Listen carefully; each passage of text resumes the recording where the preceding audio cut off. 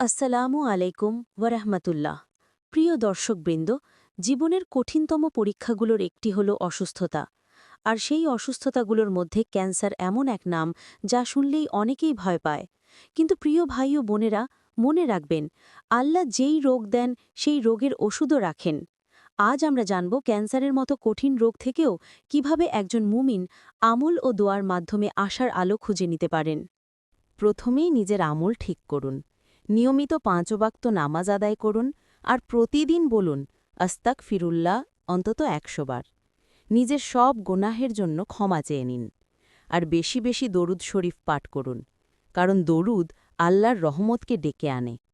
রসুলুল্লাহ সাল্লাহ আলিহি ওয়াসাল্লাম বলেছেন, আল্লাহুম্মা রব্বান নাস আজহিবিল বাস ইশফি আন্তা শাফি লা শিফাইল ইল্লা শিফাউক শিফাউল্লা ইউগাদিরু সাকামা।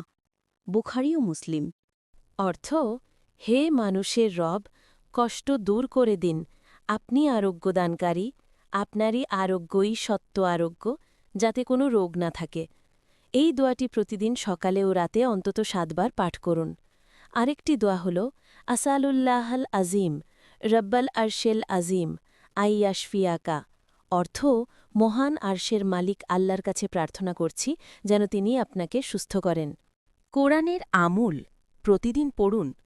সূরা ফাতিহা ৭ বার, সূরা ইখলাস, ফালাক ও নাস ৩ বার করে, এবং সূরা আল আনবিয়া আয়াত ৮৩ থেকে ৮৪।